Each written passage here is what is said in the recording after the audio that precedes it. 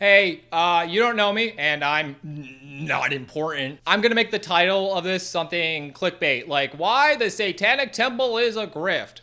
And I'm gonna follow through on that promise, but also I tricked ya. Gotcha. You've been clickbaited. What this video is really gonna be is about 1/3 dunking on the Satanic Temple and 2/3 using the Satanic Temple as a way to build an argument about how political engagement happens online. The second thing I just wanna say right off the top is that my criticism here is about the leadership of the Satanic Temple and not the members. From what I've talked to and what I've seen online, the active members of the temple seem to be sincere people who believe in the message and ideals of the Satanic Temple, and they've done lots of good work. I would go so far to say that I would be wrong if I were to argue that the members of the Satanic Temple are victims of a grift. This story I'm telling you is more about the temple's leader, Lucien Greaves, his dipshit friends, and the organizational structure of the church. And even later, it's about aesthetics and stuff. But I hate when YouTube videos jerk you around, so to jump right into it, the Satanic Temple. What is it? Satanic Temple is a political religious organization based around Salem, Massachusetts, and they're built around the furthering cause of religious freedom and social justice. Part of their thing is that they try to act as a poison pill against Christian supremacy. So some religious people try to put up a Ten Commandments statue in public space, and then they come in and try to put up a satanic statue in the same park. Currently, they're suing the state of Texas. Currently, they're suing the state of Texas based on religious grounds, as abortion is a religious ritual in their organization. They have freedom of religion. They practice abortion. The ban is against their religion. So in theory, they should have constitutional grounds to challenge the law. This effort has been very popular and characterized by some people in the press as our last hope. To answer the clickbait of the headline, the problem of the organization is that they're a very ineffective tool for abortion rights because they have a horrible record when it comes to lawsuits. Let's take a tour across America and look at their legal record. Scottsdale, Arizona. This one's the simplest one. They sued to give it invocation before a city council meeting. The city refused, in part because the organization had little community ties to the city and the temple lost. They appealed, they ended up losing again. Belle Plaine, Minnesota. Okay, follow me. This is gonna get a little complicated, but in Belle Plaine, Minnesota, there was this cheap, shitty veterans memorial that was put up in a city park, and it had a crucifix on it. The organization Freedom from Religious Foundation came in and they annoyed the city about the display. And so the city removed it. Then a bunch of old people on Facebook did what old people on Facebook do, and they got really mad and they started complaining a lot. This pro-Christian advocacy group stepped in and made a compromise with the city to make part of the lawn designated as a free speech zone, which are open to 10 or fewer temporary memorials that say that we're sad that soldiers died. But here's the problem with that, is that the city didn't put in residency requirement, so a bunch of outside actors came in and asking to put their own dumb statue on the lawn, including the Satanic Temple, who spent $40,000 creating this Satanic War Memorial. The council initially approved the Satanic Memorial because, quote, we're trying to avoid lawsuits, which I think this interference and kind of throwing themselves into another organization's cause is a pattern for the Satanic Temple. Find someone else's fight, in this case, the Freedom from Religion Foundation. The Satanic Temple inserts themselves into the fight and fundraise over it in spite of however the original organization feels about it. In this case, the FFRF, they seemed slightly uncomfortable. As a result of the Satanic Memorial getting approved, this made Catholics mad and protests happened, and then the Satanists counter-protested, and eventually the city council rescinded the entire free speech zone. The Satanic Temple sued, and the judge threw out 9 out of the 10 claims, including all claims on constitutional grounds, and that all that remains right now that's still being fought in the courts is a civil suit over the cost of the statue. I believe, at least from my research, the original Christian statue was removed, which can be considered a victory, but I also think it's significant that the judge refused to entertain the Satanic Temple's constitutional grounds in the lawsuits. This is common. Over in Arkansas, you have the Satanic Temple versus Lamar Advertising. Satanic Temple wanted to put up these billboards, which argued that you could circumnavigate abortion laws through membership of the Satanic Church. Lamar Advertising was like, we're not doing that. So the Satanic Temple sued the billboard company for religious discrimination. However, they hit a huge speed bump in the courts when Lamar pointed out that as a billboard company, they published Satanic Temple billboards in the past, no problem, and it's actually the legal gray area of the billboards that they had a problem with. The Satanic Temple ended up quietly withdrawing the case, but not before they got a bunch of headlines out of the ordeal, including soft pause coverage from the AP. Jefferson County, Missouri. This was their previous abortion case. It was a challenge to the state's 3-day waiting period for abortions, and this like mandatory reading material you had to read in order to get an abortion. It's like cartoons of like sad fetuses or something. I don't know, I haven't seen them. But not only did the Satanic Temple lose this case, arguably they bumbled the case in a way that hurt more credible organizations' ability to challenge the law. But not only that, but to do this case, they needed to represent a woman who wanted an abortion. They found this low-income single mom who for the case would go by the name of Mary Doe, as in like Virgin Mary. Relish in the irony. By this mother's account, she felt so used and manipulated, she eventually asked to be taken off the case. She reported to feel taken advantage of, and that the organization isolated her from people who could support her. She was uncomfortable with the anti-Semitism of some of the members of the church.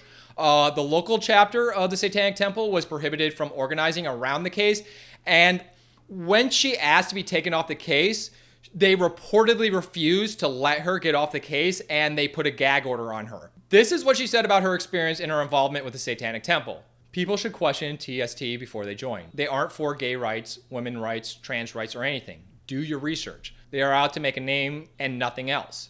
They don't care about me. I was a cash cow to them. By her report, after being asked to be taken off the case, not only did they force her to do a gag order, but she was told that if she were to withdraw, she'd be subject to a withdrawal fine of over $1,500. Now, keep in mind, this is a single mother who needed material support just to get an abortion. That's not money she had. The Mary Doe case started in federal court. They lost that case. They appealed, and then they lost their appeal. Then they moved the case to the state, and they ended up losing the case on the state level. The appeal gets taken to the state Supreme Court, and the loss is upheld. It's a long, complicated, and sad story. And I think this story alone is enough to, at least for me, disqualify them for when it comes to an organization, and in particular, their effectiveness in challenging abortion laws in the courts. I have sources for all of these stories that I'm mentioning below. I think it's especially worth reading the Riverfront Times story on the abortion case because it goes way in more detail than myself, and it paints not that flattering of a picture of the Satanic Temple. There's also interviews from the Mary Doe as well, including a bunch of other resources in the link below. Like and subscribe. Smash that comment button. Subscribe. Nobody watches my videos. Whatever. The Satanic Temple loses most cases. The only case they definitively won was against Netflix for their statue being featured in the Sabrina Teenage Witch miniseries, which really is more about them protecting their intellectual property and not really about challenging Christian supremacy. The final case I want to mention for now is Seattle, Washington. Former members started to speak out against the church, including problems with leadership and bringing up issues of sexual harassment that leadership allegedly committed. And they defected and turned their chapter's Facebook page into an independent Satanist Facebook page. In response, the Satanic Temple filed a SLAPP suit, which is a type of a nuisance suit designed to bully people in the courts.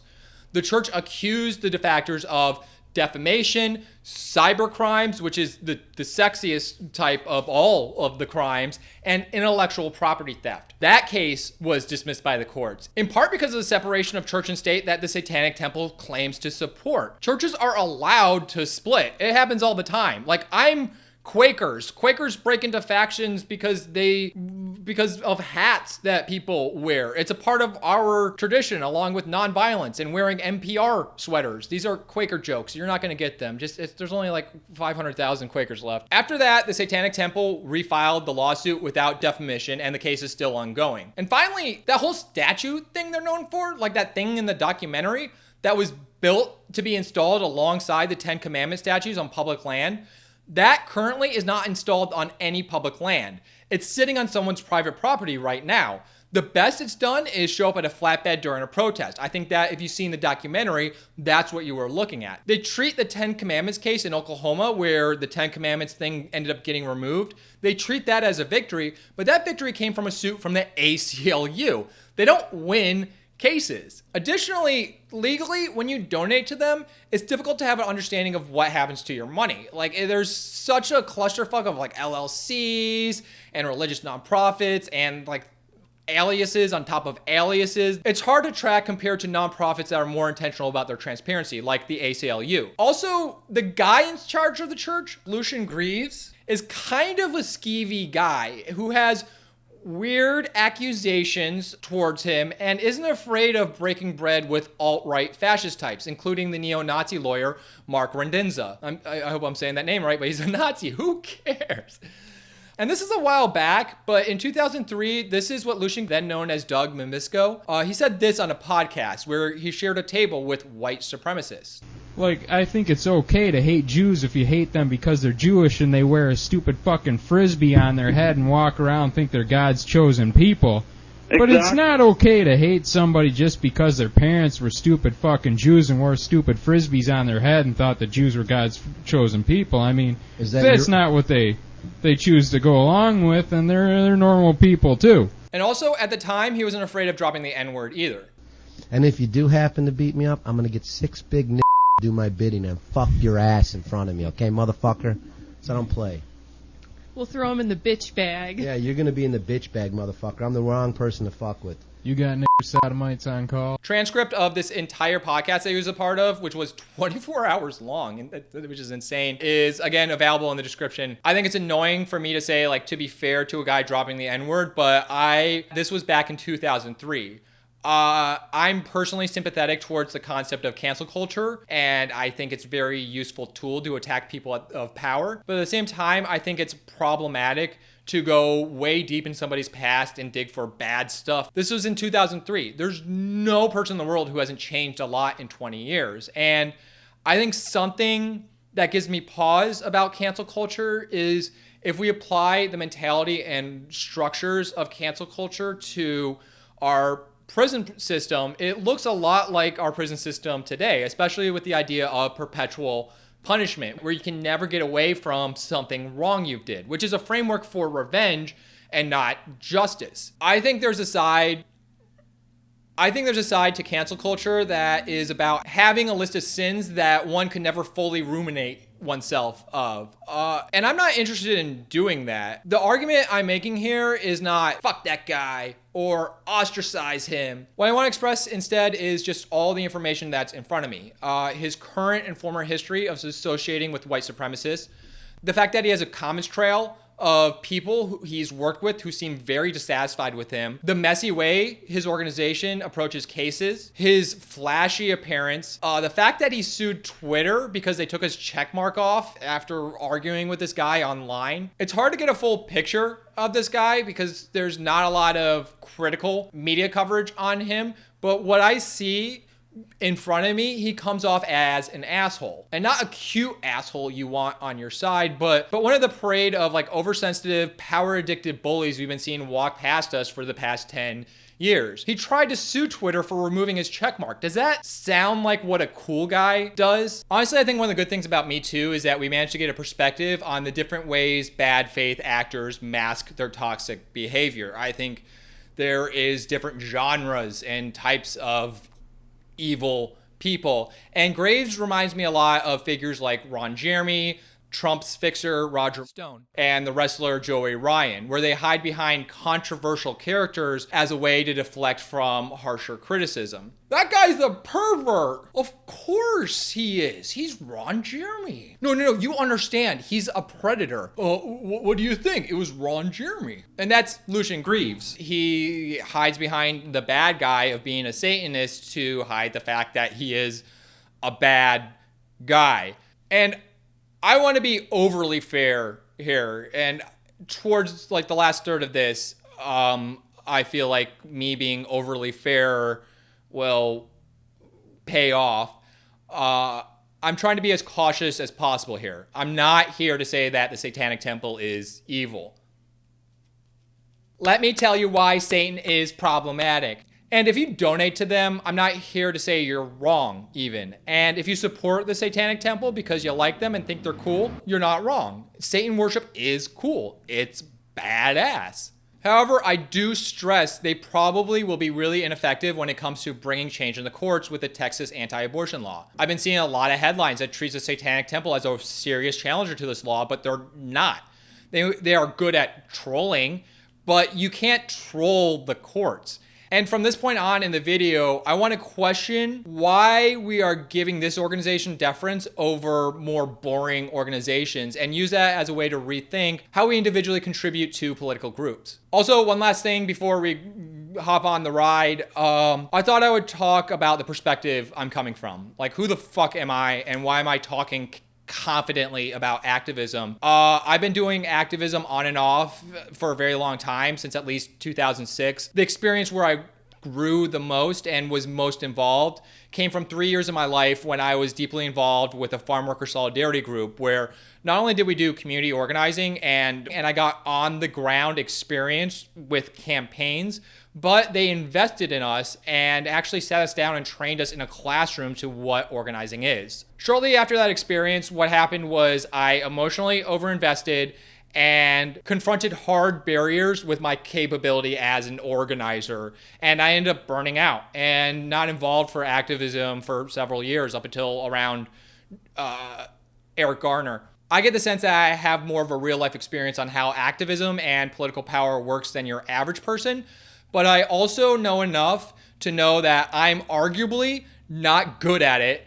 And there are people who are way above me in terms of skills and effectiveness. Like, when I was in the middle of it, I would look around me and see people who had like the emotional and intellectual capacity to bring about change. And I'd recognize that I did not have that little thing inside of them that they have. When it comes to activism and organizing, I'm a very, very mediocre person. And I think sometimes the perspective of a very, very mediocre person can be valuable, because they can see equally what's above them and what's below them. Some of the best wrestlers of all time, I'm gonna be using a lot of wrestling metaphors here. I'm really sorry. That's just how it is. Some of the best wrestlers of all time, like Shawn Michaels and Daniel Bryan, are bad teachers because they just do what's natural for them. And it's difficult for them to communicate what they do well. They're just like, oh, just be a once in a lifetime talent and that's it. You know, why aren't you just instantly flipping? Meanwhile, someone like Big Show, who's the most middle-of-the-road wrestler of all time, is considered a great teacher because he started off shitty and had to work really hard to be just all right. And that gives him a really unique perspective. I invite people to listen to me and take into consideration what I say, but also I want everything I say to point you towards seeking out people who can speak way more authoritatively than me and are coming from a place of way more experience. Like, I just baby's first ideas. So anyways, we talked about what is the Satanic Temple. Let's really get into things and talk about what is the Satanic Temple. So this is like, what is the Satanic Temple? And what's going to happen is I'm going to start off with something that has nothing to do with Satan or abortion. As we go on, it'll become more and more about Satan and abortion. Towards the end, we're going to be just up to our neck in dead fetuses. Before we get there, I want to start us with Reddit. The first time I went to Reddit was in 2008, and a sidebar, just fun story, I was working for a porn company at the time, and they wanted us to spam Reddit, so they wanted us to build karma. So like, it was just like introducing me to a drug that eventually I'll regret for the rest of my life. But and also, I'm probably going to do a video about my experience working in porn sometime in the future. But the first time I went on Reddit was back in 2008. And the first thing that happened to me was I was yelled at because I was on r-atheism, and that's always a mistake. And then I went to a different subreddit. And the second thing that happened to me was I went to r-pics and I saw this, which was on the front page. It's a bench. When it rains, you roll it over and you have a dry seat. And people lost their minds over this. They were really excited about it. They thought it was like, oh my gosh, I want this for my park. And I would argue that it's stupid. It's stupid. It's bad design that looks like good design? What happens when the crank breaks? Who's gonna keep up with repair cost? Where does the water go when it drips down below? Who has this problem in their life? It's a form of design that looks way more cool and clever than it is useful. And as I started to use Reddit, I noticed these gimmicky designs were really popular for people. Ideas that are more clever than practical. They're fun to look at and they stir the imagination, and they look great when you're looking at it on a screen, kind of like how Instagram cooking all looks amazing now, but it doesn't taste good. This stuff would get on the front page all the time, and I honestly think these gimmicks was what led to the subreddit of shut up and take my money. And so these kept happening and happening and happening, and I'm pretty sure this trend peaked with a post on Reddit called Ice to Go, aka ice soap. Have you ever had this problem? It's like a hot day and you're walking around with your friends and you realize you haven't showered yet. I mean, you use Reddit. Of course you don't know how to shower. So of course you need to find a way to wash yourself and keep cool, but you still want to hang out with your friends. Well, Ice to Go is the solution for you. What you do is you get an empty container of onion dip and then you pour water in it and a couple of squirts of body wash and mix it up. You freeze it. You put it in a cooler with some Gatorade and beer. And then when you're ready to rinse, just pop the shower block off and just start rubbing it in your skin. And everybody made fun of this poor person who posted this thing because it's weird. Like, why ice? Why soap? Who has this problem in their life? And at that moment, that's when I realized that all these ineffective over-designed solutions are, what it really is storytelling through objects. Using inventions as a way to escape into a light fantasy and address minor inconveniences in our lives. It's kind of like Jerry Seinfeld and his observational comedy, where he finds comedy out of the most mundane, granular shit. But instead of stand-up, these posts use sculptures. What's the deal with park benches? Why are they always getting wet? I'm Jerry Seinfeld's ghost. Moo. What's the deal with me dating a 16-year-old? That's mean. Colleges don't get me anymore. I'm not booked in NACA. Well, like me and you, Jerry Seinfeld, if any, whatever, stand up stupid. NACA is the college stand-up comedy circuit. It's whatever. I think using design not as a solution, but as a performance is something that's been really present in our culture a lot, and it's been around for a really long time. The Dadaist, like that guy who put the toilet in the museum that everybody hates because they're not media literate. That guy also had a thing that he would call ready-mades, which were kind of an upside down example of the over-designed stuff. Like you would have a stool with a bicycle on it, or you would have furry spoons, and like it's art. Also, there's Rube Goldberg machines. You know those, like where the whole joke of the cartoon is watching the overcomplicated contraption provide a solution for some petty annoyance. There's this Japanese term for performative overdesign called chindo-gu. Like whenever you see those like goofy Japanese inventions, that's what you're looking at. They're supposed to be silly. A lot of people used to take it literally and they're like, oh, those Japanese are so weird. It's like they know they're weird. You're not looking at actual products. I think the difference between the Rube Goldberg machines and the rolling benches is the audience's suspension of disbelief. We read the Rube Goldberg machines and we know that the fantasy is fake. We read the rolling bench buying into the fantasy. Even though it's absurd and defies logic, part of the fun is we buy into the fantasy as if it's real. I think at this point, it's good to borrow a term from professional wrestling.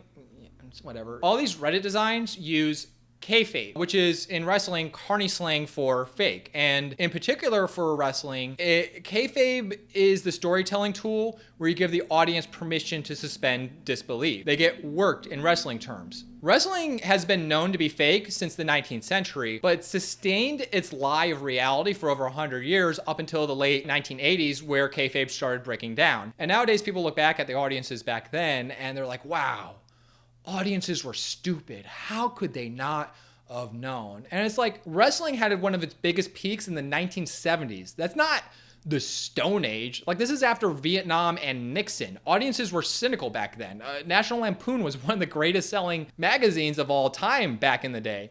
I think how people back then engaged with wrestling, and even to this day, was deep down, they knew it was fake, but they participated in the fiction as a spectator. This sounds wonky, but it happens all over. What is happening in wrestling is similar with what happens in money, where we all know that money is just green pieces of paper, but we buy into the fiction that it represents value. And fiction doesn't mean the same as lie. It's more of a socially constructed reality. Money are just pieces of paper that don't matter, but they're also the difference of life and death. One last term I think relates to this phenomenon of design as storytelling is solutionism, which is defined from Wiktionary as the belief that all difficulties have benign solutions, especially technological solutions. I first found out about this term on the show Silicon Valley. In that episode, they have a smart fridge, and Guilfoyle is explaining why it's a stupid idea. It solves a problem that does not exist. You don't need a camera for your refrigerator. If you track solutionism back to where the term was popularized, you'll find this guy with a name I'm not going to try to pronounce, who is a political theorist from Belarus. Did a lot. What's your favorite country? Belarus! Is that a country? Yeah! And for him, it was a very political term, and it was a counterbalance to the fact that in the late 2000s, early 2010s, you had a lot more optimism when it came to what the internet can do for democracy. We thought that we could tweet our way into freedom. He, meanwhile, felt that we can't use an algorithm or gamification to get out of our political problems. I personally think that the internet and technology is really good at addressing linear problems, but it's not good at addressing lateral problems. It can tell you how to bake a cake, but it won't tell you how to be a talented baker. That takes experience that you can't get from looking at a screen. The internet will tell you Sam's phone number, but it won't tell you why Sam doesn't love you back. But one of the myths of the internet is that it acts as if it's good at the linear stuff. Sam doesn't love you back? Well, here's a convoluted pickup artist community telling you how to get girls that really isn't as effective as it promises to be. But it promises you these lateral answers that it can never deliver. You see that a lot online, especially when it comes to political online spaces. The Boston Marathon bombing happens, and Reddit takes the assumption that a group of people just browsing online can pool their intelligence together and solve the mystery of the missing bomber, when in real life, of course, they can't, and there's tragic consequences. In this case, Reddit thought they caught the killer, who actually was a missing person. Reddit ended up harassing the missing person Facebook page and harassing the family and impeding an FBI investigation. And it turned out a couple of days later that this missing person was someone who committed suicide. That's not great. I want to argue that using a message board to solve a murder is akin to using a rotating bench to solve a wet seat. It looks appealing online, but it's horrible in real life. One particular example I want to use is Project Chanology. Chanology. Chanology. Chanology. Chanology. Chanology. Like 4chan.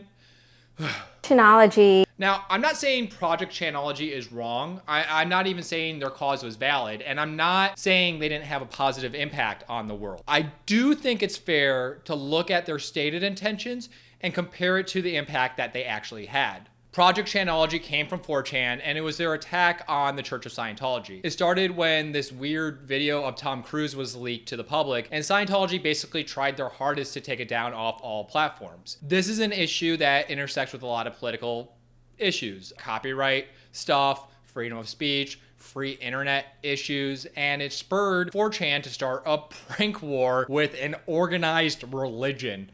They did denial of service attacks, black faxes, prank phone calls. They ordered 20 pizzas to the Scientology headquarters. This evolved to protest outside of Scientology centers. This one member covered themselves in Vaseline, pubic hair, and toenail clippings and went into the Scientology center in New York City, Times Square, and just started picking up books and throwing them around. Sidebar. Okay, so do not join Scientology. Hear me out. And this is only for people who consider themselves emotionally stable. But if you want to like have a spooky, weird challenge, go to the Scientology Center in New York City and just take one. No, I'm not going. I did that once and it was fun and weird, but don't do it. That's not a good idea. But like, it's fun. It's weird. Like if you want, you know how like you go out in the woods. Okay.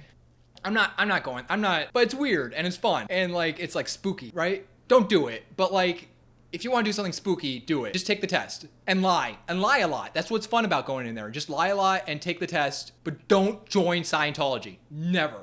Don't even give them one dime. Just give yourself a challenge where you try to see how far you get into Scientology without spending any money and then walk away. And if you spend one dime, like call a friend and then tell them that you spent a dime and they'll talk you out of it. Just don't join Scientology, but give yourself a spooky adventure in the Scientology Center. It's fun.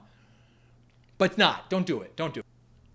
Do you get what I'm trying to get at here? Like I'm not trying to trick anyone to join Scientology, but I'm trying to get people to do a spooky adventure.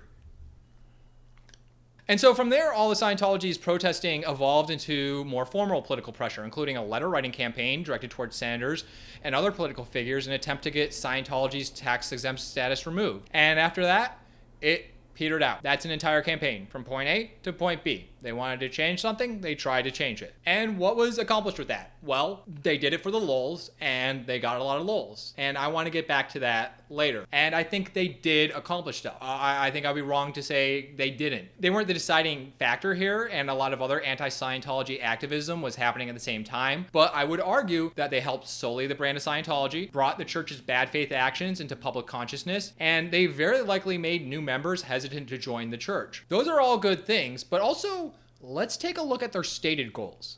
Hello, leaders of Scientology. We are anonymous. Over the years, we have been watching you. The extent of your malign influence over those who have come to trust you as leaders has been made clear to us. Anonymous has therefore decided that your organization should be destroyed. We shall proceed to expel you from the internet and systematically dismantle the Church of Scientology in its present form. As we begin to merge our pulse with that of your church, the suppression of your followers will become increasingly difficult to maintain. Believers will become aware that salvation needn't come at the expense of their livelihood. They will become aware that the stress and the frustration that they feel is not due to us, but a source much closer to them. Yes, we are SPs, but the sum of suppression we could ever muster is eclipsed by that of your own RTC. Knowledge is free. We are anonymous. We are legion. We do not forgive. We do not forget. Expect us. While acknowledging there's a layer of irony here that like all of 4chan is like 10 layers of bullshit irony. If we looked at them literally, they didn't really destroy Scientology. The organization is chugging along as always, and maybe they're a little bit more cautious about their destructive behavior or pissing off the online hornet's nest, but Anonymous did really not achieve most of their stated goals, except for they did say they were doing it for the lulz, and they did achieve a lot of lulz. Anonymous has therefore decided that your organization should be destroyed, for the good of your followers, for the good of mankind, and for our own enjoyment. And I think unpacking lulz is key to all this, and I want to bring things back to the wrestling term, kayfabe. To me, what happens in terms of storytelling is that, much like LARPing, the audience of Chanology joins along in the fiction. A movie, when you watch it, it just happens to you. It's a thing on the screen. You're always aware you're watching a movie, and you don't really participate in a movie. Meanwhile, when you're in like a wrestling match, you as an audience member boo the heel even though you know that person's not an evil person in real life. Well, you do, most wrestlers are like scumbags, but they're scumbags for different reasons than why you're booing. And I think what's happening with 4chan is they're giving themselves this great interactive story where they can undermine this great evil in the world just using a series of pranks. What an exciting world to get wrapped up in. And when you have this weird online fiction where the audience participates in the fiction, it looks pretty close to what's called an ARG, Augmented Reality Game. If you don't know what it is, it's like storytelling that is told through several different mediums in which the players can affect the outcome. Okay, this is for older people. Have you ever seen the movie The Game? Does that help you with Michael Douglas? Or is that too, I mean, well, if you've seen the movie The Game, you probably know what ARG. Just look it up on Wikipedia on another window, or just let me explain it. I participated in an ARG back in 2004 called I Love Bees, which was to promote the release of Halo 2. What happens is, like in real life, you're just chugging along and typing on your internet, and one of your friends goes like, hey, have you heard about this website called I Love Bees? Or like you just find it randomly, and you go to this website. What it looks like is a blog dedicated to somebody who really loves bees. But wait a second. It's been hacked, and you go through it, and there's like a bunch of weird symbols and languages and words, But not only that, but if you do inspect element or view source and you go through the metadata of all of the website, you find secret messages. And it turns out these secret messages are coming from an AI that's distressed in the future and warning you about an upcoming event. So you, in real life, you go to message boards where other people are talking about I love bees, and they're picking apart through this website and finding all these secret messages. And not only that, but things cross over to the real world. Because if you, in real life, go to a payphone in the middle of Missouri at 3 o'clock in the afternoon on this particular date, the phone will ring, and then you pick it up and you get a secret code that will give you more access to the story. It's a little like the Boston bombing event, but safer and more self-aware, where you had people from all over the world parsing through clues in order to solve a mystery. It's really addictive. It's incredibly intoxicating. I read somewhere that one of the reasons conspiracy theorists, they become so stubborn and refuse to listen to the truth is because there's a high, like endorphins, to being privileged to knowing a secret that nobody else knows, that you're on the inside track. And I think a lot of these spontaneous online communities thrive and play off of that. What is QAnon if not a giant unfederated online role-playing game where the DM drops a bunch of clues and the community frantically tries to unpack it? It feels cool to be a part of a movement at the center of a really big change. The first time I ever went on Twitter, The first time I ever went on Twitter was in June 2009 in reaction to the 2009 Iranian presidential election protest. It was an event that was very on Twitter.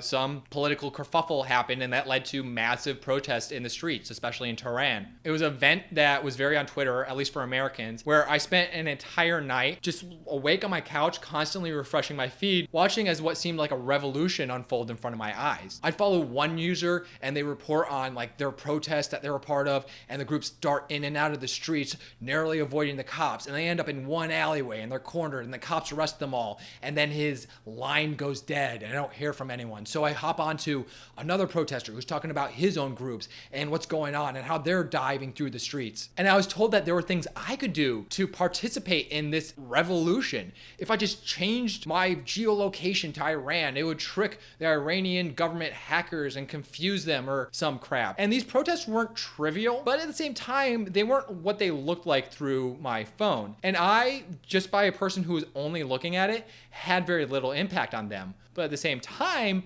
it felt like I had impact because I was looking at it. A criticism you'd hear about the Obama era is that everyone was very politically inert at the time. It's like the mentality was we had a black president, so we didn't have to worry about politics, and everything was taken care of. Chill, I think, was a really dominant mode in the Obama era, like that hipster mentality of chill. Like, I'm just a chill guy as long as I do my own thing and, you know, you do your thing. Let's Netflix and chill. And then Trump was voted into office and everybody realized what happens when you don't pay attention. And I think something really great about the Trump era is that it really activated people in a way I've never seen before in my life. And I think there's a really strong activist base nowadays. And I also think separate from that, there's a portion of the population that started paying attention, and that's all they do. Scrolling in your phone feels like a form of participation to the political project. I used to have a friend who's like annoying leftist. Like, there's good leftists and then there's like annoying. And this person didn't go to protests. Like, I would ask them to go to protests with me all the time. And they didn't engage with elections in a serious manner. And they didn't engage in power building outside of election systems like mutual aids. What they did do is spend a lot of time on leftist Facebook groups, just shit posting, sharing memes, and complaining about Biden. Every time I try to get them to join a political action, they always had an excuse. Always had a political rationale. It's like, oh no, that's just a neoliberal reform, or, you know, that action is a form of incrementalism, or the only way to change the political system was through violence. I remember during the George Floyd protests, they actually went out and we were at one of the major hubs where there was like tens of thousands of people. And at the center of it, I wouldn't say they were leaders, but they were people. There was a debate happening literally at the center of this giant, massive crowd of people of what to do and what direction these protests should go. And one person was saying, like, we should embrace violence. And another person said, like, no, we should. A black woman said, it was like, no, if we embrace violence, the black community would be the ones who are hurt the most, so we can't do it. And eventually the consensus of the crowd was that we should do nonviolence. And I look over at my friend and they had such a disappointed look on their face. Like, they wanted to smash things because that's the only it's only violence or nothing. It's just like such an absurd, immature way to look at things. And they would always constantly defer to this way off in the distance hypothetical revolution as being the fulcrum of change at the expense of building power today. To me, my friends' stated beliefs compared to their actions, which was nothing, is the ideology of the status quo. If you hate the system and do nothing about it, it's very conservative because politics are about actions and not beliefs. There are very badass people in the world who don't use the word leftist, doing incredible things to benefit the leftist cause. I left a place I worked, and afterwards everybody there unionized. Not because of me, but like afterwards everyone unionized, and not one of these people read theory or even a lot of them voted for Biden, but they were also a group of workers who pooled together against the ownership class. That's a badass thing. There's also people who use the label left, and it just translates to an identity marker to let people know they listen to the right podcast. I can say that I'm not a racist all day, but if I do something racist, like I'm driving through a black neighborhood and I lock my doors, my ideology is my actions and not those things that I tell everybody I am. So we're now in the year what is it? That's my cat down there. She's looking at me because she's adorable. She's one of the best cats. You know, okay, if you follow my channel for a while, I have a dead cat, but now I have 2 non-dead cats, so it's better now. So now we're in 2021 and the world is on fire. How about yours? That's the way I like it, and I'll never get bored. It's the year 2020 and the world's on fire, and you have social media that's weaponized to bring about anxiety and encourage death scrolling in order for you to find release of that anxiety. It gets you all pent up, so if you just keep scrolling, you could find the answer. One side effect of this structure is you have a bunch of bad faith organizations that present themselves as political change organizations, but in reality, they're selling you a kayfabe ARG LARPing experience. It gives you a good hook and a good fantasy to release all that political anxiety you feel. Lincoln Project is a good example of that. They're a political organization whose brand is based around selling you on the fantasy that Republicans can turn themselves around, and that they, the Lincoln Project, are Republicans themselves, and they speak Republican, and they're going to talk to the Republicans and tell them to stop supporting Trump. That sounds great, and not only does that sound great, but it sounds like a great way to address this problem of these MAGA people who just feel so stubborn and unmoving. But not only that, but they're broadcasting ads that Trump will see on channels that he watches. And you could be inside the project that gets inside his head. But in the reality, the Lincoln Project are not good at what they do. They have incredibly high overhead. Most of their money goes into their pockets. Independent market researchers tested their commercials and saw that they performed very poorly on Republicans. They don't do what they say they do. They just look great on Twitter. A lot of other very progressive Twitter organizations will use the exact same manipulative fundraising efforts that Trump used in his 2020 campaigns, especially pre-clicked boxes to fool boomers. Except for their high-pressure campaigns is about fight Trump. They make you feel as if you're a part of the resistance. Retweet if you agree. And the Satanic Temple. They give a great story. I mean, imagine it. Imagine this horrible thing happened with the Texas abortion law, and then it was rectified by a thing called the Satanic Temple. Imagine if we caught these Christian fundamentalists at their own game and weaponized their own religiosity against them. Isn't that fun? Satanism is sexy and cool. But the Satanic Temple is selling an image. ACLU and Planned Parenthood are both organizations that have been around for over 100 years. They have an army of lawyers, and your life, I'm talking to you who's listening to like the people whose ears and eyes are seeing what I'm saying right now, your life has been directly benefited from their hard work. Satanic Temple, meanwhile, is comparatively small. Their legal arguments don't have legal precedent, and they just don't have the resources that these other organizations do. Just saying you're a Satanist and declaring everything you do as a religious practice isn't a legal defense. The law isn't like a riddle where if you're clever enough with your words, it'll bow over. Their abortion challenges on religious grounds have historically failed. Even if they did win, the nature of the challenge means that it would only benefit very few people because their challenge isn't about the constitutionality, but about making an exception for the members as a religious organization. The Satanic Temple isn't going to get us out of this mess. Trolling isn't activism. Well, I think trolling can be used in activism. For example, here in New York, During our George Floyd protests, we had an occupation at City Hall that the NYPD, they came in and they broke up at 3 a.m, which displaced a bunch of homeless people, destroyed a bunch of activist supplies and like food for the neighborhood. And so in retaliation, a protest group arrived at our police commissioner's house at 3 a.m, shined a spotlight in there and played a bunch of loud noises. Both as a demonstration to the public and as a direct message to the commissioner himself. That's a good strategy. But a lot of trolling as we know it, its message feels like it's not about communication to people outside of the in-group, but everyone who's inside the in-group. A lot of trolling inherently feels like it's above it all. Rubbing your level of media literacy into the face of someone who has less media literacy and turning around and patting yourself on the back. Hey, do you have Battletoads? I'm sorry, we don't have Battletoads. Ha ha! You did not get my inside joke. I'm sorry, sir. Would you like something else? I miss fine.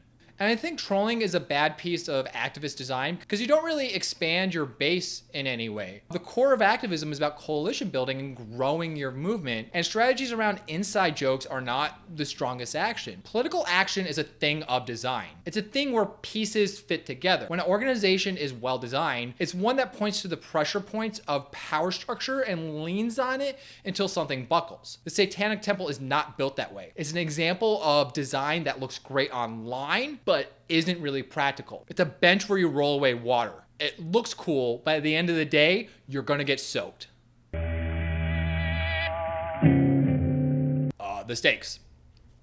So I said a lot of harsh stuff, but I want to be explicit here. If you had to choose between donating to the Satanic Temple and not donating to anything at all, donate to the Satanic Temple. I said a lot of stuff that's critical of them, and I think they're very ineffective, but also I hate how in discussions of like online political actions, it's so common that people make perfect the enemy of good. Maybe the Satanic Temple is bad at the law, but I think they do some good. They normalize and demystify the term Satan, which I think has way too much pull over our country. I used to work at Hot Topic and they banned all satanic merchandise on there. Our managers told us that secret shoppers coming from fundamentalist churches would come in and ask for satanic merchandise in order to go back to their churches and start a campaign against a Hot Topic. Satanism is such a toxic third rail issue that it's used as a conversation stopper in our country. The Satanic Temple normalizes and minimalizes the cultural hold that Satan has over our country.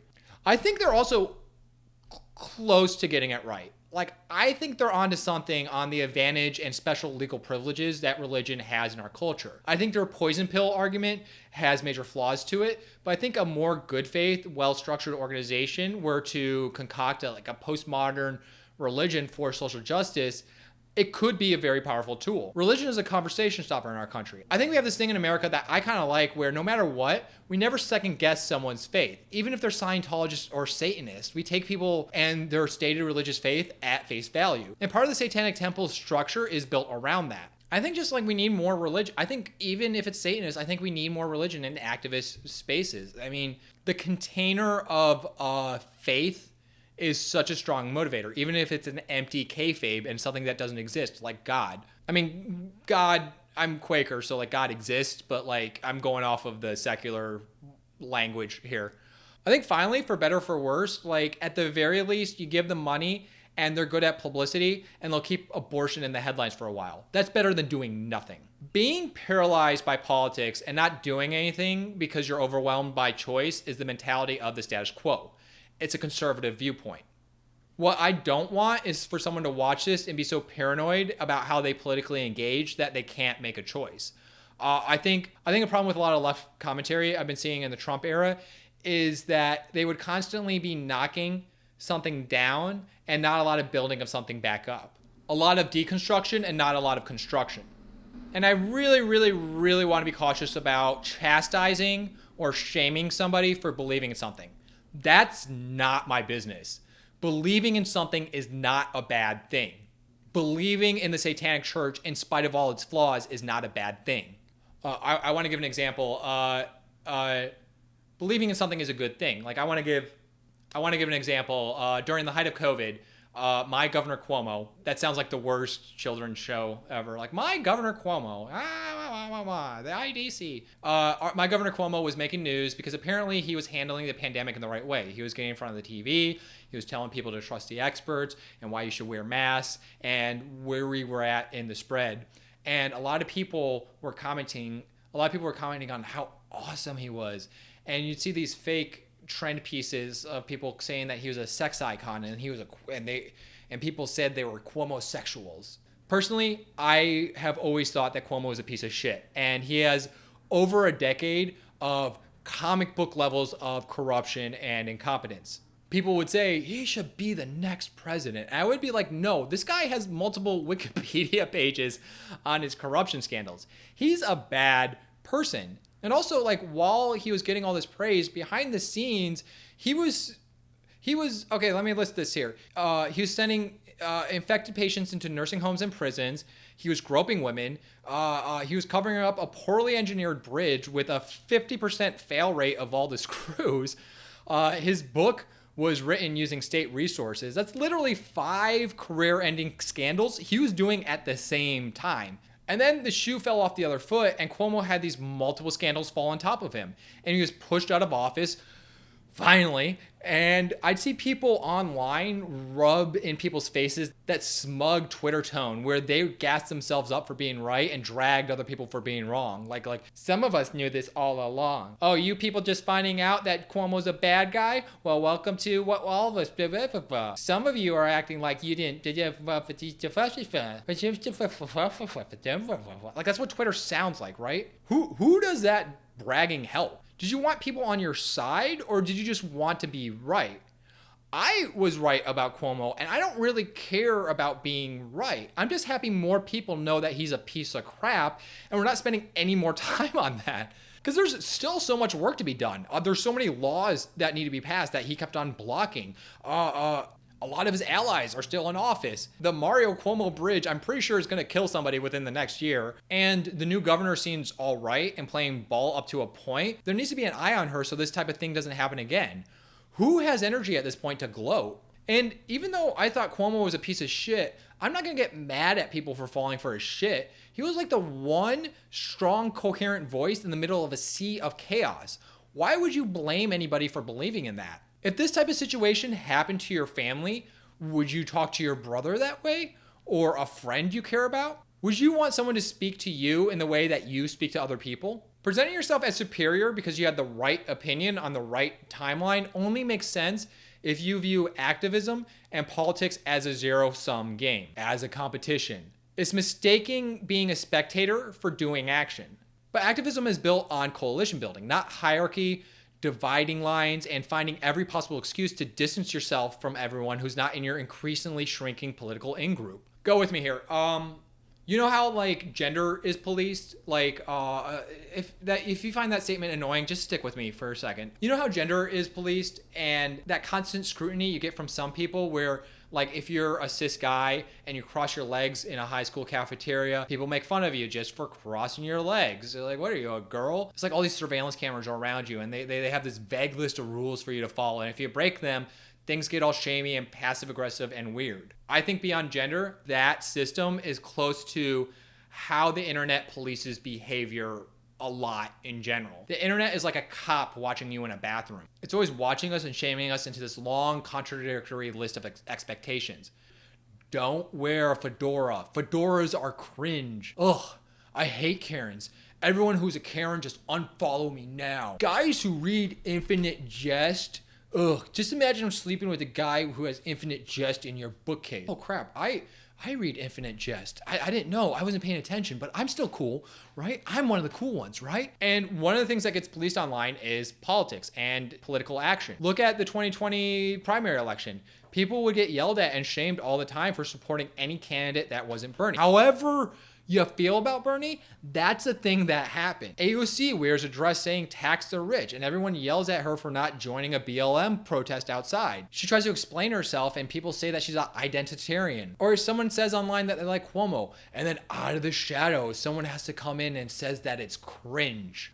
During the George Floyd protest, I'd see a lot of these infographics about the right way to protest and the right places to go. And a lot of it was contradictory. I was told at the same time that doing violence and not doing violence was counterinsurgency. A lot of people post online with this sense of authority and confidence, which, first of all, what authority are they speaking from?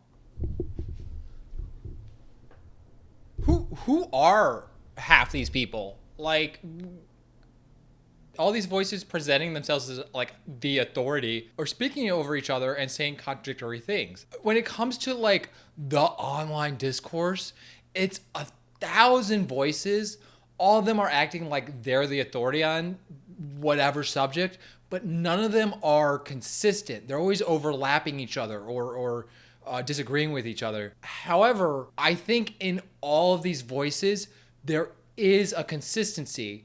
But what is consistent is a mood, a tone, an emotion. And that's the emotion of negativity, negation, pessimism, and cynicism. That's the politics of social media. The ideology of Twitter, Reddit, Facebook, Instagram is cynicism. Have you ever said something positive online ever? I don't know about you, but if I say something hopeful online without qualifying it, someone will come in within 30 seconds to discourage that hopeful thought. There's a subreddit called Uplifting News where people post uplifting news, and every time there's an article posted, within 5 comments, there will be someone explaining to you why it's not uplifting. It's so consistent that the subreddit has a rule against it that nobody follows. This reaction is emotion wrapped in a mask of logic and reason. I think I'm in a little trouble here because I think we all have our own special windows that we look out and see social media in the world. Like, you might use Instagram. I don't use Instagram. You might be using Instagram. So you're getting different narratives and different stories. And I'm trying to talk vaguely about that giant rushing noise of cynicism that you see online. And I think it is very consistent and it's the same tone over and over. And I think it's coming from a similar source. Hi, Editing John here. I had a huge chunk in this part of the video that I started rambling and I didn't really get to the point, so I thought I would just say what I wanted to say in a lot shorter and more coherent way. What I'm trying to express is all this negativity we see online isn't attached as much to an ideology of an individual actor, but the ideology of the medium that we're all writing. And while I think we all have different internet experiences, I think I could speak to one universal experience that we all have, which is troll armies. Whatever your beliefs, whatever social media devices you use, at one point you witnessed a bunch of trolls bullying somebody else. And there are thousands of different types of troll armies, but every single one of them have a stated ideology and purpose. They need something to push against, whatever Taylor Swift stands, Bernie Bros, or Gamergators. They're built around the premise of a cause that they try to protect, and then that becomes their justification for harassing people online. But all these troll armies act identical to each other. Taylor Swift stands sound exactly like Bernie Bros, and Bernie Bros sound exactly like Gamergators. Every time I see someone getting harassed online by a large organized group, the harassment always has the same script. It's always people intentionally overstating harm of the antagonist, collapsing the context of what's being said, and asking a lot of bad faith, concerned troll questions. So Jimmy Dore recently posted a thing just asking questions about horse dewormer to treat COVID. People criticized Jimmy Dore for spreading misinformation, and his fans attacked those people by intentionally missing the context of what his critics were saying.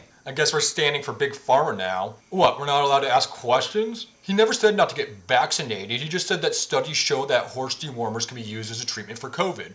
All troll armies sound like this, whatever right-wing, left-wing, or centered around a celebrity worship. It's the same song with different lyrics. There's this philosopher I hate, but I'm going to quote him anyways. His name is Zizek. And he took this famous quote by a Russian author that said, "If there is no God, nothing is prohibited."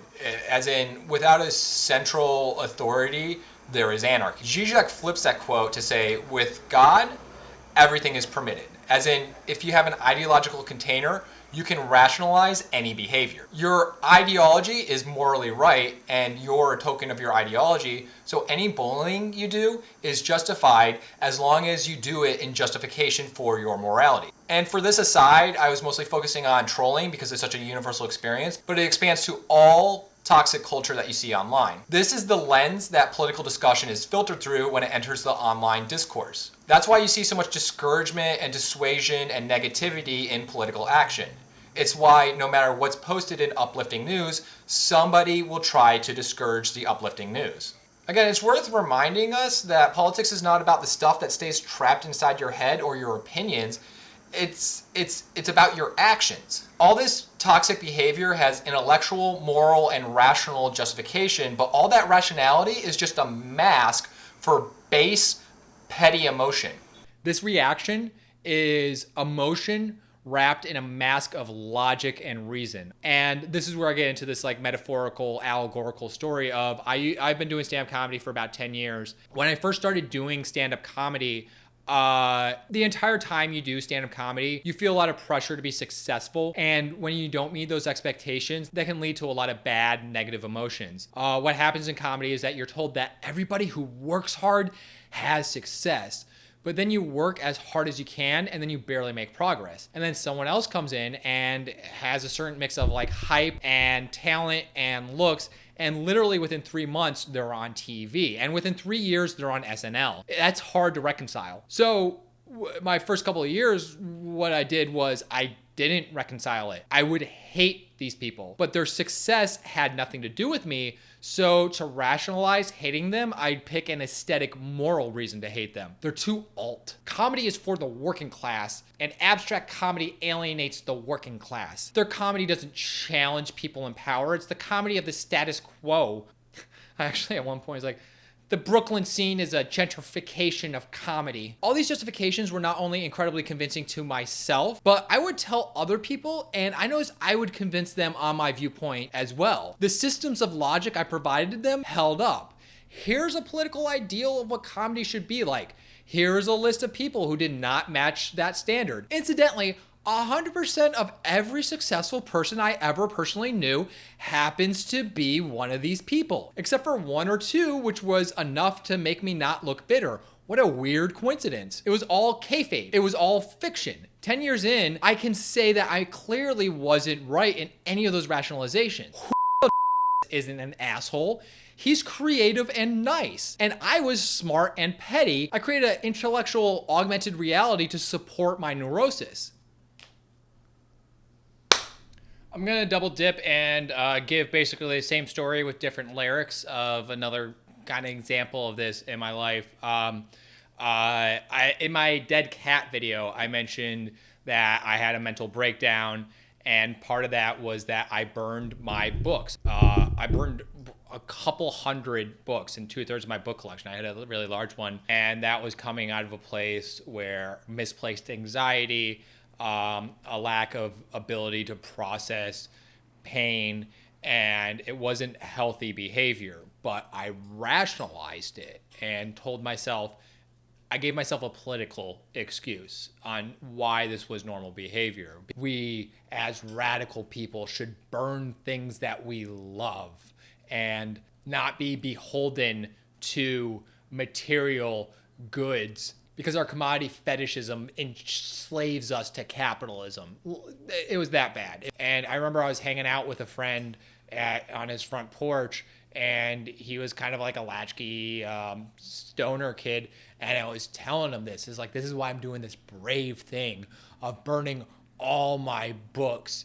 And he was like listening to me and rapped, and I convinced him. He went inside, picked up his favorite book. Not just, that was part of my thing, was I wasn't just burning all my books, I was burning my favorite books.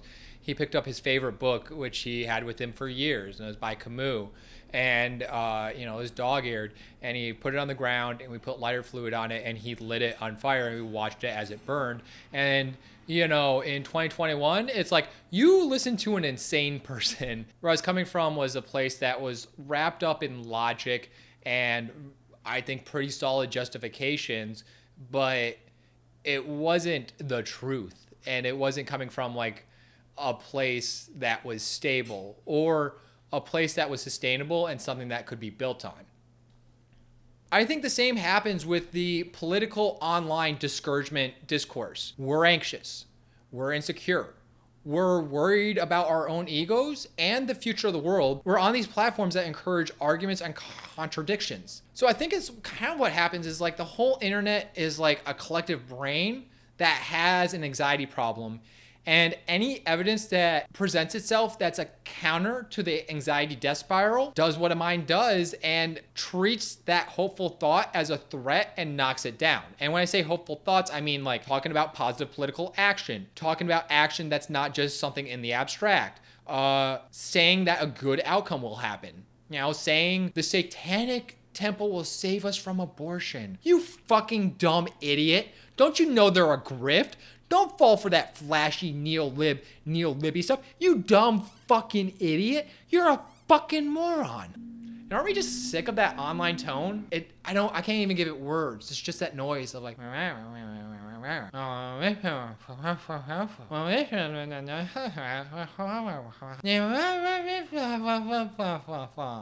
it's tiring. Like that tone acts like it's cool and above it all, but it's impossible for it to be above it all because that tone emanates from social media, which by definition is about caring about what other people think, which is the literal opposite of cool. That's not the tone that political change sounds like. When I was doing the organizing stuff, I had a mentor who was younger than me, which is sad. I had a mentor tell me that when it comes to activism, you are your own utopia. As in, like when you're out there and advocating for something, you are a reflection of the type of world that you're trying to build. If you come at people with kindness, that's the type of world you're trying to build. If you have political ambitions for a better world, but you're a giant asshole all the time, why would I join you in your utopia? I don't trust people who talk like that, even if they politically agree with. When the revolution ever happens, they're probably gonna shoot me because I didn't read enough theory or I like the West Wing. After Trump got elected, there was this pivot from more radical millennials to this idea of scumbag leftism. It even has its pretentious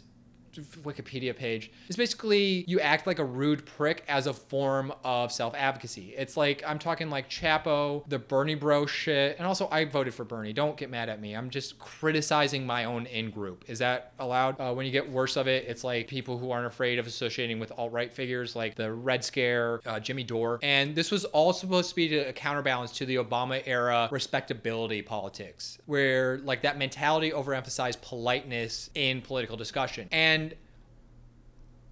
I don't know why things went in the direction of scumbag. Like, why is the opposite of respectability scumbag? And scumbag in this case is like snarky, condescending, cool kid, which, first of all, I don't like scumbags. Like, I'm in my late 30s. I've been around enough to know that scumbags end up hurting you and owing you a lot of money. Like, I can be around scumbags in like social circles and be tolerant and accepting of them, but I'm not in the business of building relationships with them. Like, I'm too old to be friends with anyone who offers asymmetrical friendship. I'm sorry. I want to be on equal footing. My bigger question is, like, when we look at past radical leaders who brought about real change, who fits the model of scumbag? Even figures like Malcolm X, Marcus Garvey, or Larry Kramer were undeniably divisive in their causes, and some of them were even huge assholes, but I don't think they were ever condescending. You can't build an equitable political future by condescending to people, because what's more inherently hierarchical than talking down to someone? I think originally I went into this essay to talk about how in activism there's inefficiencies such as the Satanic Temple that leech off of our concern and our desire for action. But this tax that the Satanic Temple draws from your concerns really isn't as large as this bleak wall of cynicism that I've been talking about that you see on your Twitter or your Reddit app or in your fucking dipshit leftist Facebook groups where you fucking have a group where dedicated to just harassing Movie Bob. That's what my friend did. It's just grow the fuck up.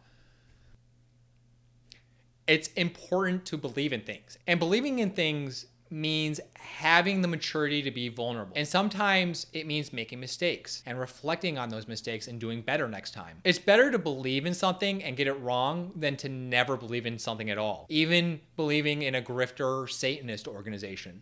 I would extend that logic even to hero worship and celebrity. Every time a celebrity gets canceled, there's always this smug response of, that's what you get for having a parasocial relationship. Some of us know better not to worship hero celebrities.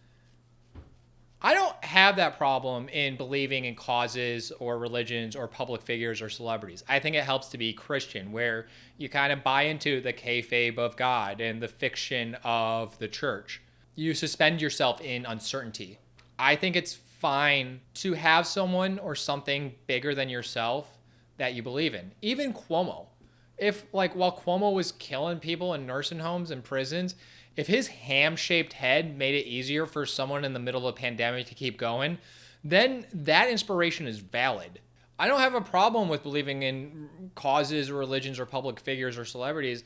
And I think me saying that out loud makes me more honest than people who say they don't fall for that celebrity stuff, that they don't get grifted. Everyone gets grifted. We're dumb humans. We all project our identities onto other people. I can draw 2 dots and a line, and you'd probably identify that as a human being. I mean, really, projection and empathy is how positive political change happens. And sometimes people gets it wrong. But you shouldn't be ashamed of being wrong because when you're afraid of that risk, it means sitting in your butt and doing nothing, which is the ideology of the status quo. Being wrong means you took a risk, and taking a risk is a good thing. Another story. I got stories. I've been around. I used to hear voices in my head. In middle school, I was overprescribed Ritalin, and the dosage I took resulted in me to originally hearing one lone voice in my head saying my name over and over and over and over and over and over and over again. And then it became a chorus of men, women, children saying my voice to the point where it's deafening and I couldn't focus on anything. And then the voices started giving me paranoid delusions, that the number 22 was following me around, that there was a camera in my shower head, that my school was an incredibly vague alien plot to watch me for information that could be used in dangerous ways. I didn't tell anyone about it, but my parents noticed my erratic behavior and they took me to a therapist to work it out because they couldn't figure out what was wrong. Oh, good, I'm getting help now, but here's the problem. Inside my paranoid delusions, everything was connected to the conspiracy. The entire world was a part of the evil system. Down to the sidewalk I would walk down. It had weights in it that would do measurements on me and decide how much pounds I changed between each of the day. That was where my delusions would go. And so I had the opportunity to get help, and the exact person who can get me release from this, the therapist, this release from this living hell, and I couldn't say shit to her because my perception was still warped that because she was connected to the system, she was part of the problem. Being paralyzed by paranoia is the dominant mode of a lot of people out there. I think it's how a lot of people look at politics, from left to right to centrist to moderate to some guy I meet in a gas station in Ohio to some person I meet in the basement of a church in New York. It's this view that the way our world is constructed is so broken that a lot of people dismiss the very forces that can get help. Everything has this gravity that is pulled towards a point of view of nihilism. Everything is shit. I'm jokerfied and there's no hope. I've been blackpilled. Politicians aren't on my side. The nonprofit industrial complex is corrupt. The people won't rise up. We need a general strike. We just have to wait around until the revolution. AOC can't go to a party wearing a dress without a section of the left getting mad because there's she's in the vague realm of money and there's a protest in a parking lot. Whatever. It's a dress and a party. Cope. It's this view that the way our world is constructed is so broken that if the systemic order is evil and we're all connected to the systemic order, then every single person is disqualified from fixing the systemic order. That includes politicians, and I want to kind of focus on them for now, but it's about more than that. But we're told all the time, I see it on Reddit all the time, never trust politicians. They're always in it for themselves. They only think about themselves. And it's, first of all, having selfish motivations is not disqualifying of somebody, I don't think. And also, I have a lot of experience with politicians. I've done citizen lobbying. I was super involved in this past New York City election. And Most politicians are not corrupt people thinking for themselves. A lot are. I think the reality is that most politicians are boring as shit. And a lot of them get into it because they think they can really make a difference. Every politician ever will eventually disappoint you because they have so many voices that they have to answer to that one day you're going to be the short end of the stick. And actually, a lot of times you're going to be that short end of the stick. But they're a resource and a lot of them listen. And a lot of them are worth leaning onto and engaging in pressure campaigns, or at least trusting that they could eventually, if you get enough like political leverage, come a benefit to you. And so this whole video is supposed to be more about like vague affirmations, but I think when it comes to like concrete stuff, a lot of people are critical electoral systems or fixing things within the system. I am as well, and I think it is important that people work outside of systems, but politicians are not a non-starter. There are really high stakes of getting someone like AOC, who's criticized by a lot of loud people on the left. Like, there's still stakes in getting her into office. Good things can come to it. Your material condition can change through stuff that looks like the system. Same with getting involved with activism and nonprofits. Challenge that voice in your head that says you can't trust anyone and that change can't happen. That's paranoia speaking. That's the status quo whispering into your ear to stop you from becoming a threat to the bad powers in the world. All good things come from imperfect structures. All good things come from imperfect structures. All good things come from imperfect structures. For research for this thing, I talked to Satanists who were burned by the Satanic Temple and they kept things going on. They started their own satanic organization and started building power. They took something bad and operated in bad faith, and they took all those illusions and lies and misrepresentations of the temple and transformed it into something good faith. You're a broken person and you can do good, and people can trust you. I think something I've learned in the past 7 years is for myself to identify that just because something's wrong or even a grift doesn't necessitate action. There's only a limited amount of stuff that any of us can pay attention to. And I could spend all day bird dogging bad faith progressive political groups, or I could go talk to my state senator in a lobbying session about parole reform. Like, is there even a choice here? Everything online treats everything like an emergency, and there's a lot of emergencies out there. But even thinking back at Trump, he would throw out so much bad faith stuff. It became clear to me that what's important is to slow down at a speed that's slower than the pace of social media and delegate what's worthy of my time. Ultimately, and I think this is the key thing here, is trust that someone else can take care of the other stuff.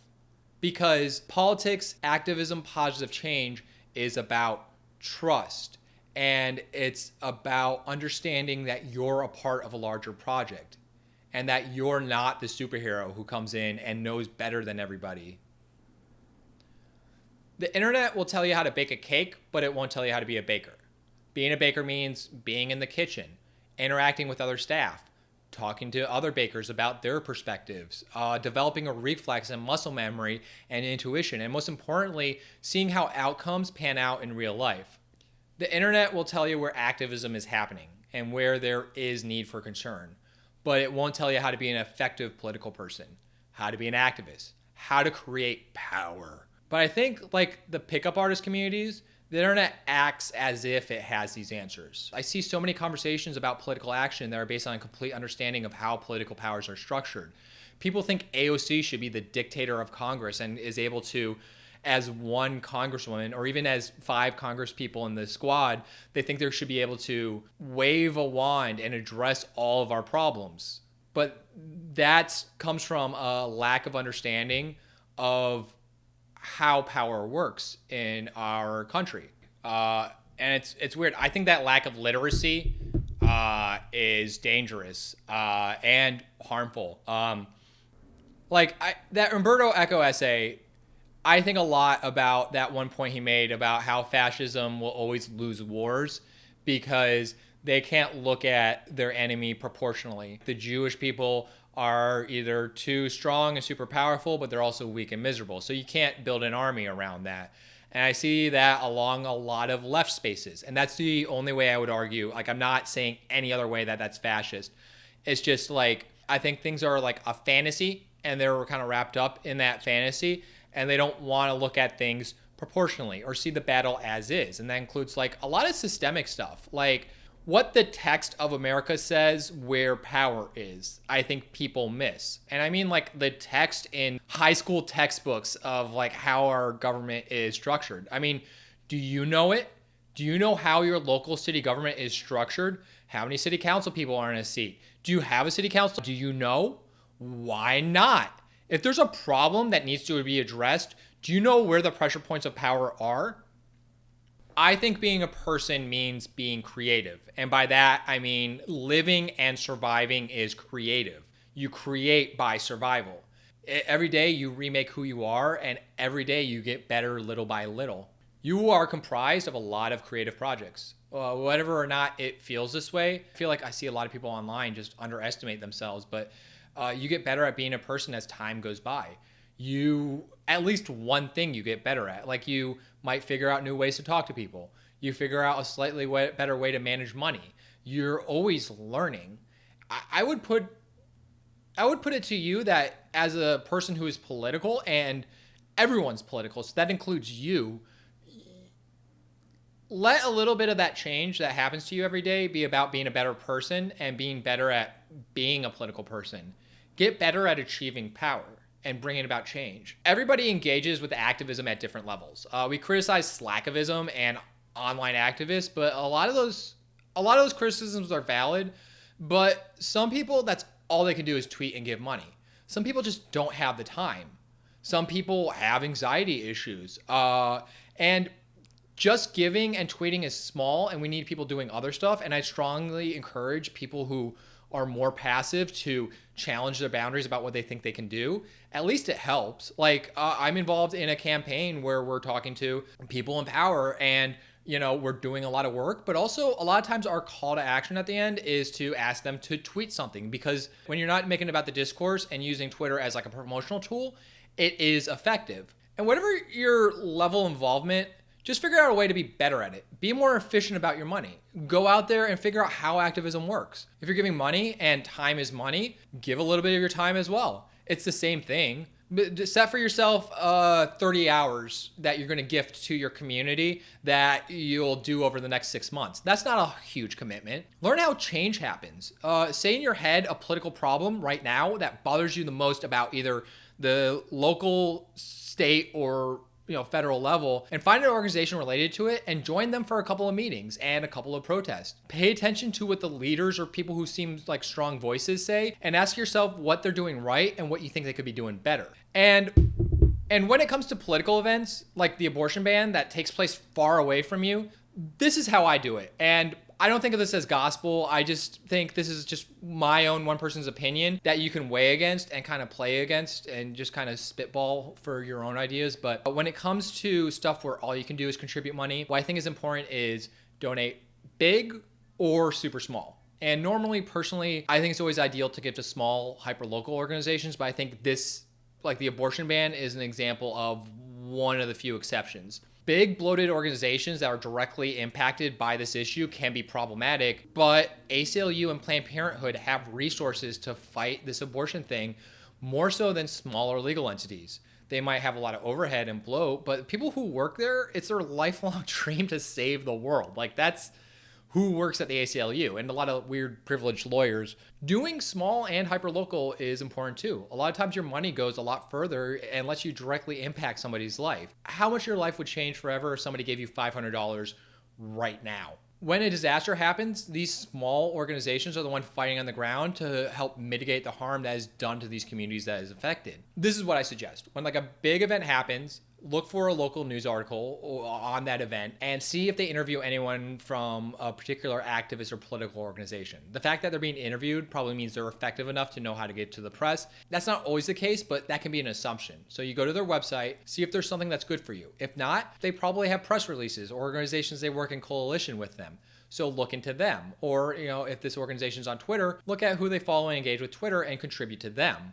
This video was made to be critical, but honestly, I'm impressed with how political and engaged people are nowadays. And things seem scary, but also people out there are fighting for the right cause And there's a lot of those people out there, and a lot of them are really good at what they do. And I think the spirit of what this video is to get more people out there and engaged in community in the best way possible. The video I didn't want to write is just another video on why some left adjacent thing is problematic and spend 20 minutes dunking on it because it's fun to dunk on things online. Early on when I was doing stand-up, I'd be a bitter and cranky guy, and I'd get on stage and I'd complain about everything. And I do good, like audiences respond to it. And one day this like established comic took me aside and said like, John, you're good, but all you do is complain in your act. And that leaves audiences feeling incomplete. If you really want to like give them something that would resonate, you got to get up there and you have to knock something down and then you build it back up. It's not enough to not believe in something. You have to give people the chance to believe in something. A toddler knocks something down without cleaning up after themselves. An adult knocks something down and builds back something better. Meanwhile, when I was doing political organizing, I had drilled into my head to always end with a call to action. Whether you're at a protest, a meeting just among 5 people, you always end pointing people towards something else they can do. And what I want to do here is knock down the reputation of the Satanic Temple so people can go off and engage in a better way. But I can only ask. And it's up to you to use your mind, your body, your creativity to build a better world for us. I don't think I can stop the internet from being cranky or cynical. That's forces way beyond me, and it's something that ultimately will take like government regulation to shut down.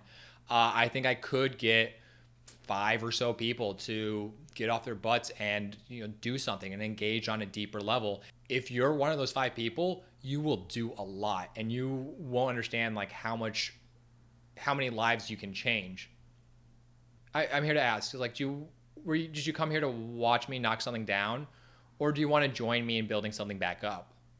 And just to knock away all that rhetorical crap I just kind of threw at you, the foo-foo stuff, what I want you to do is just after this video, write a note for yourself, just to find something you care about and do something about it. You're going to find out a lot of organizations aren't good fits for you, and it's going to take a lot of false starts. But, if you just kind of nose around and kind of keep at it, you might find something that you really resonate with, and it's a great way to build a better world. So anyways, I'm going to do a call to action while showing footage of myself making ice soap. So make sure you stick around and like and subscribe. And also, I was really uncomfortable doing the ice soap thing, so please watch it. I know I'm going to see on my YouTube algorithms, like, it's just, all right, I'm done. I'm tired. Oh my God, this took me forever. Anyways, here's some charities I think you should donate to. As always, thanks for watching. Engagement helps the algorithm, so please subscribe or like. And I love comments and conversations. Please don't yell at me. My channel's a mix between YouTube essays and weird sketches. I'm not going to be political all the time. Sometimes I just like to make a silly video. I promised a couple of my viewers that my next video will be on the history of the Kia hamsters. I'm still working on that. It's just taking me forever. Other videos I'm working on that are upcoming is one on this building in New York that nearly killed everybody, one on the zip tie guy in the Capitol insurrection and its relationship with photography, and one on segregation, which is really hard to write as a white guy. Please subscribe to me and give me clout. Bye.